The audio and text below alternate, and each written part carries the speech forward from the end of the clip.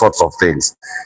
The moment we've given these people lifeline, that they don't get the best out of their sweat, that one already we are abetting the crime. And let me tell you, with the government, there are so many factors it's trying to consider. But remember, some of these weaknesses have not started from the moment Mheshimiwa Rais ascended to power. There are history problems. And now, when it comes to taking bribes, I castigate the police as well as I castigate the general public. Because, like, for example, now, somebody goes and brings a problem. If that person is arrested, he or she is the first person who is giving a clarion call. Can you have this so that you give me back my freedom? And so, what do you expect that person to do? The truth of the matter is, money is scarce. Even if one of police officers is going to be paid $1 million, of course, we have 185,000 police officers in Kenya. That is way below the normal threshold expected internationally. Now, what I can only say is very simple. Whatever vices our discipline process are in, or any employee given mandate to offer services to the general public, we are the promoters of some of these vices. And if we are going to live by the dream of our constitution, I don't think these things are going to happen. Because, like, yeah. So according to you, yes, this thing is not about the police alone. Like, you've had my brother trying to talk about the judiciary. You pressed him on, but it is not only where he's talking about. This thing is everywhere. I will get that. And what is my clarion call as a serious opponent of good deliverance and good governance? The good governance starts from me and you. Security can only be given out to the people who are supposed to do it, to abet crime. They cannot manage. Like now we are sitting here. Do you know what I'm thinking? You might be a police officer. Sometimes I'm thinking to go and kill the next door. And we leave one another and I go and proceed and kill. What will you do? You are going to handle the aftermath. And the aftermath, the illegal minds are also given opportunity to work with evidence. Are you getting what I'm saying? So some of these things, it is us to manage them. Our bad manners cannot be abetted, and we expect delivery from those who will abet bad manners. So that's the rationale. If you come to the kind of policies of how the police has been handled, you have to remember that one, Mheshimiwa Ruto, the first day in the office, he ensured he gave the police force autonomy, financial autonomy. They are now regulating themselves financially. That one is not enough. Come to welfare. The welfare, the moment he entered, the lowest earned constable was given salary increment to 40%. But equally, it's not enough. There are people who are living with 6,000. People like me, I operate within 200,000, but it doesn't even, it's not so. I get what I'm saying. There's somebody running at $1 million. So I always tell people, the denominator is good manners. Kwa sababu, let me tell you, income and expenditure are very good friends. Today you are staying in a rental house of $1 million shillings. You are paid 10 million. The next thing, you don't want to go and stay in Sijida what? A villa running 200 million every month. So the appetite of good life is with humanity. And so our police forces, however much we demonize them, but there's much being done. But because we've entrenched bad manners in them, leave alone the police force. Start from their recruitment. You go and recruit a child who doesn't even know how to hold a jembe to go and fight in the terrain. That child will not manage. The best that child is going to do is to flag people down and collect bribes. The other day, we did give out the reform unit, a task force through Maraga. What did the task force do? They tried to come up with a policy of how police can be run for this. One unified command center. You come from the NPS, National Police Service, come from the Kenya Prison Service, come to NYS, expected to be coordinated through one command center for efficient delivery. But you get them, the police officers themselves, they are not supporting that.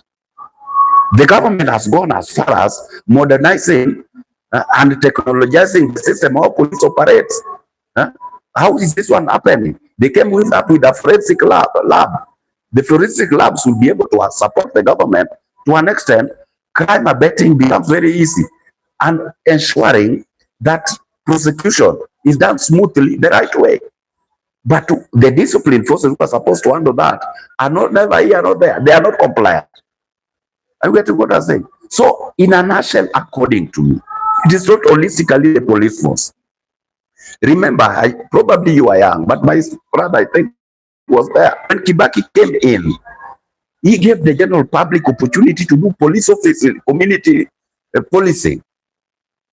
Police officers were being arrested in broad daylight, soliciting bribes, and it was working. All of a sudden, it is the same public who are saying, you are mishandling our forces, you are mishandling them. So what happened? They were left to go back to their normal ways. So that's the way it is. On this side, maybe you might hear about the corruption on the police section and now the police service. Do you think Kenyans should continue giving out police?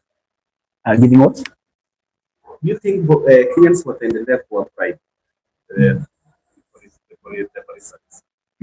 I think corruption itself is a very deep entrenched a problem in Kenya, and I think to uproot corruption, we need to change not only the system we have, but also we need to change our mindset. As a brother, it's not about just one person; it's about all of us. I mean, the problem is everywhere. It's widespread, spread everywhere. So I think we need to feel that patriotism towards our country that should be there, and it is lacking right now. I'm saying patriotism towards our country, our soil, not towards politicians. And I think when we start to understand that this country is for us, and if we well manage this country, we are doing good to ourselves, and not only to ourselves but also for posterity. So I think that that patriotism should be kind of made to be there for people to see that we are destroying our country through being corrupt, like our leaders, those who are up there, because obviously corruption happens. There's big corruption, and when you talk about the police corruption or police correct bribes, it's still corruption, and it still affects the nation, and it does a lot of damage. But then this corruption happens because the people in the big offices are stealing a lot. So this money should have gone into the providing services that should be there. And when these services are not provided, that is where we see so many problems arising. Like as I was saying, the police are poorly paid. They are poorly paid. They say there's no money, but there's money there's money for politicians to steal and to spend on lavish lifestyles. But there's no money to pay police officers. The same thing we pay. Our doctors are poorly paid. Our teachers are poorly paid. But our politicians are so well paid. That's the problem we have. We must try to make our politics unattractive. Yeah. In the near future, just one thing. You think the means that say yes, main it's going to achieve that? Let me tell you, the government doesn't work, it always works on a strategic plan. And the strategic plan doesn't start with Mheshimiwa Ruto and say with him. In the Kibaki setup, we did have the Vision 2030. And some of these things are what has culminated to even building the northern bypass, the infrastructure setup we are seeing around. The Mheshimiwa Uhuru Kenyatta did work them out. The blueprint was emanated from Kibaki's government. Equally, Mheshimiwa Ruto is now working on the Maimai roads, the ones Mheshimiwa Uhuru Kenyatta started. So that's the way we are riding to the Singapore way. The only version is that we have to handle the cancer of corruption my brother is talking about. The cancer of corruption is, my friend, it is basically based on our moral standard. And they do say you cannot legislate morals. Moral starts with you, moral starts with me. It ends with the institution that is power is bestowed on. And so, according to me, I believe with the patience and resilience, and Kenyans are aggressive in terms of how they are working on their per capita to ensure that their country goes to the next level. We are going to achieve it. Because the moment we have proper infrastructure, we shall have given a hub of how we are going to generate more revenue so that we have our per capita. The moment we are going to work on our infrastructure, it is going to be superb. The moment we are going to improve our education, that is already above all. We have excess workforce. We have young people who are brilliant. They know what they want. They know where they can go. Their age allows them. Their vigor allows them. It is only a matter of opportunity to be given by the institutions to ensure that they execute. The only avenue after working on our infrastructure that I foresee Mheshimiwa Ruto is achieving, if we don't engage in dirty politics and murky waters of it to alienate an institution from the general public, then I think we are going to achieve it. After Mheshimiwa Rais shall have ensured that now we are going to go on the production aspect. From here, we go to the production aspect, meaning we need to have food security. After attending the food security, he has to go full throttle to divert the country's industry to be manufacturing. With that, we are going to go the Singapore way. But that one is pegged on his and my opinion and others. We have to do away with the vice of corruption. Because get it right from me. How do you say SHA is not working? Institutions are there, the framework is there, the right panel is there, and you collect revenues from the employees and you don't remit. Like let's say the county government of Nairobi, deducting SHA from the employees and not remitting. So when somebody walks into the hospital intended to be treated by SHA, that remittance is not there. When you come out, what happens? SHA is not working. You can never develop an institution with a sick people. People must be healthy to produce. Are you getting what I'm saying? So our mindset of Kenyans must be superb in terms of where we want this country to go. And that's why, because mentally we are derogative. That's why sometimes you are getting Mheshimiwa Rais bulldozing. Because you have the right blueprint, but they want you to beg them to implement. You bulldoze. And that's why they say, professionally, as a leader, you give direction. But if the direction is not working amicably, what do? You dictate. And that's what Ruto is doing. With the fullness of time, this thing Mheshimiwa Rais is bulldozing, you'll see their value. Like right now, let me tell you.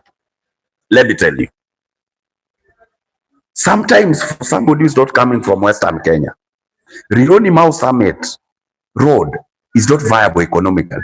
Nyakera did advise Mheshimiwa Uhuru Kenyatta that it is not viable to put money in the Rironi Mau Summit Road. Are you getting that? But what is missing here?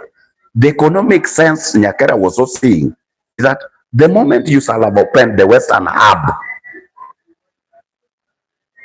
you already decentralized the economy to the Western world. Those who are doing business in the Western world, we know business moguls in Kenya, they are Kikuyus. Are you getting that? You open for them that hub, they trade there.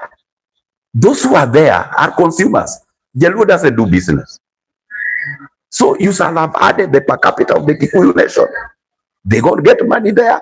These people also get services there. The movement becomes very easy. For you to expect somebody from Gikomba to sleep in a bus, expecting to go and do business in Sori and Homa Bay. This person will be moving from his or her house 4 hours Yuko Sori. He or she doesn't need to sleep in the bus. Are you getting what I'm saying? What shall have that one done? You shall have improved the what? The per capita. And that's what is heading us to the Singapore way. There's another version here that if the government is collective and we are positive, we don't need to export the workforce. That workforce will be working here because they will money to pay them. Are you getting what I'm saying? This money being lost is not going to be there. Yeah, so that's the average. Yes. Yeah. we're just on the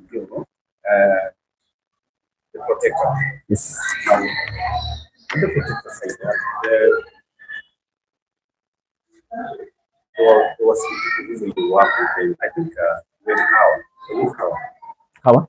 how Kawa Sukari, The Kahawa locals. Yeah. yeah, Kawa Sukari. So the also said the support for this year. There was some weeks for this one. The same and same things. And then from there, the communities are out here. Yesterday we had one here in our show saying that crime and that the churches in their king was killed, was terrorism, was calling for help. Do you think they serve the churches? I think the charges were so extreme because this was a protest done by Kenyans. It is the people of Kenya who came to a point and saw that things are not going well. We are tired of corruption, we are tired of bad governance, and we want to be heard. And it's not a crime to air our grievances, or it was no crime at all. Everybody has got a right to air their grievances. So I think that is it was so absurd that these people had to be charged with terrorism charges. I was also in the Bika law courts, and I saw very young men. Some of them were crying. The parents were crying. Because they could not understand why they were being charged with those kind of charges. And we have had like these charges, like Kahawa Rokot was especially or particularly established for dealing with terrorism. That is mostly international terrorism. In fact, it is funded by, I think, the government of Netherlands or something. Because it's about international terrorism. But here we came here and we called our children who came into the streets unarmed. We are calling them terrorists. That is by doing that we are radicalizing these people because the only thing these people say is that we don't have jobs. We want the government to see how they can provide jobs for the youth, and so I believe it's time for us to dismantle these systems that try to stop the people from expressing themselves. Because we need ideas. If this country is going to take off, we need new ideas. We need new people who have not been there in power, who will come up and revitalize the country and bring a new way of doing things. Because I think this is what this country is crying for. It's crying for justice. And as it seems, our courts have refused to provide justice. As for me, I believe that true justice is to be found in the hearts of men. And when you see people coming out to the streets, they are saying our systems have failed us, our courts have failed us. They have tried to protect those who are committing crimes. And that is why you see many of the people who are in jail today, most of them are innocent people. And the real criminals are in the streets. The real criminals, we elect them into power. That's what we are going to do if you are not going to change our mindset. Going to these elections, if you are not going to change our mindset, you're still going to return these people into power. Because if we have the same mindset, there's no way we are going to save ourselves through the ballot. Okay, there's a time when we were human rights, human rights, the headquarters. I think you were among the people who just are calling for that place. So we just say that Kenya independence are working together to silence their critics who are criticizing them. And just so our brother came just from Uganda, was just released from Uganda some days ago, after 9 days. Nicholas Oyo and Jan came from Uganda. So there's another thing there. Some two people who were shot in Tanzania still there. Media coverage of Vatican. And you now as an activist, do you admit, do you buy that Kenya, Uganda, and Tanzania are working together to silence their critics? So I think yes, to some extent I can admit that these people are working together, and you know we've seen before, even before in the other elections, we had of stories of Ugandan people when there was violence in Kisumu, if you can remember. Uh, it was said that the Ugandan forces entered into Kenyan territory to crush the people who are protesting. And so to say that is very right. Again, we are seeing how in Tanzania it's happening. People are being killed in a very, very cruel way. And these people are also trying to hide the cruelty that they are visiting on the people by shutting down the internet. And it's so sad that because these people are just trying to express themselves. This means we have never matured as a people, as a democracy. I don't think we should even be called a democracy. I don't believe there is a democracy in Africa. There's no democracy at all because uh, when these people are coming out, they are in essence saying, we want change. And change should be encouraged, not crushed. Because after all, these people are not going to be there forever. These people who are in power, they will not be there forever. It's right for a person, for a human being to admit their mistakes and acknowledge and kind of feel repentant so that the nation can have a closure and move on. And so the issue of what we saw happening to Bob Jage and Nicolas Oyo, it was very wrong. It should never happen because we should be encouraging cross-border ties in our East African community. We should be encouraging to open our borders so that people can travel freely and also trade freely. We should not be fighting. And that is where I say, and I don't want to be economical with the truth at all, that there is a hidden hand that controls the politics of Africa. And I think this is about neo-colonialism. Today we call it neo-colonialism, but it's still colonialism. I think we must ask ourselves why most of the people in Africa, the youth in Africa, still cannot find jobs. They cannot live decent lives. They cannot afford the basic necessities of life. I was in Uganda the other day, and I found there's a lot of young people. The kind of economic activity they engage in is riding borders. And I don't think that is a very viable economic undertaking for people who are coming up, who should be the pillar of the nation. So I believe that that kind of where do our resources go? Why is it not changing the lives of our people? These are the questions that we should be talking about because we know one thing: we have resources. Our country is rich in resources, but is still our economy depending on aid from America and Britain and those other countries. So I think it's time for us to broaden our minds and ask difficult questions so that we can be able to change these the lives of our people. Let's speak about the topic. When President Ruto was coming to power, he promised that there will be no more violence in Kenya. And still, the people of Baringo are not granted. They don't have that guarantee that they are in the full protected government. Since just kuna banditry in happen still in Baringo. So what do you think? Do you think that the government has done enough for the protection of the people? Thank you very much. Literally, I have to ask you to agree with me. One, population index of the Kenya as a country is ranging to almost 52 million. The population index of our decision process in the name of NPS, National Police Service, is 185,000.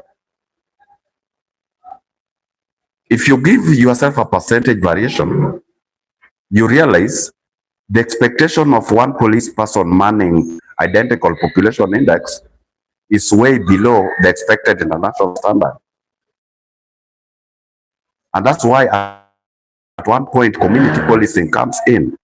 But the truth be told, as we've depicted before, some of these things are narrowed down to personal discipline. I want you to understand my case that with the Baringo, you are talking of Baringo. I'll talk of West Pokot. I'll talk of West Pokot. I'll talk of Turkana. I'll talk of Baringo. Then equally, I'll talk of Elgeyo Marakwet. If you are very analytical about this community, banditry is more or less culturally inclined. So managing it calls much beyond the use of the bullet and the police. But having said that, you'll have to agree with me, the government has tried very much to abet it.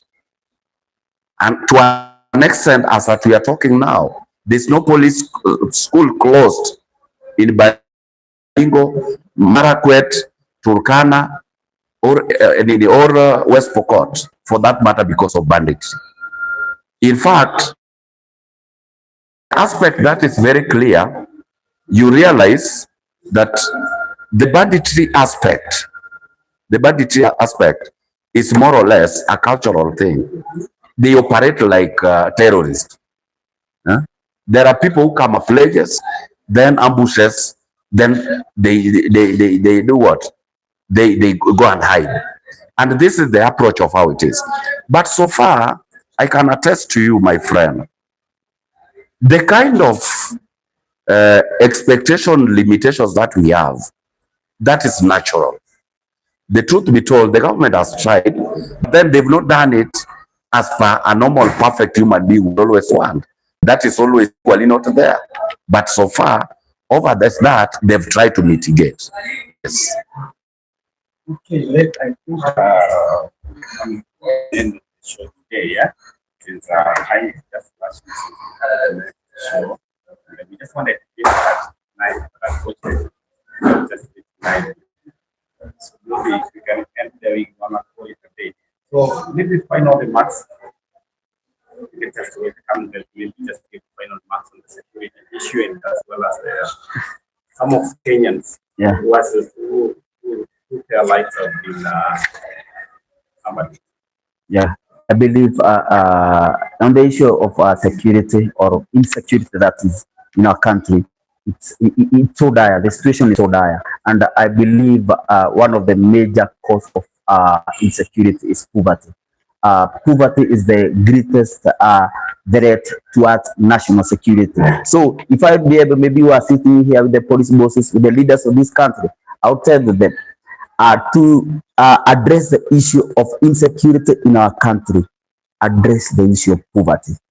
You cannot address the issue of poverty by killing or arresting the whatever, the criminals, that is, or the crime doers. But what you do is to address the problems of the communities, and the problems of the community is poverty. Poverty is so widespread and it's getting worse every day. The more poverty is getting, a level of poverty going up, the same way the level of insecurity will go up. They go hand in hand. They go together. Let us address the issues of the people, not politics all day and all year and now and then. Thank you so much. Thank you very much. Mine is just very simple. Let us change our moral standards, because we can never legislate your morals as a people. Equally, the authority concerned, more so in the discipline forces, let them ensure that they take advantage of the autonomy given to them financially. Let them make use of the modernized technology. Let them take advantage of the reforms that are there. Let them have their game on controlling banditry and terrorism, as well as let them take advantage over being recognized as major and NATO ally, the sub-Saharan African nations.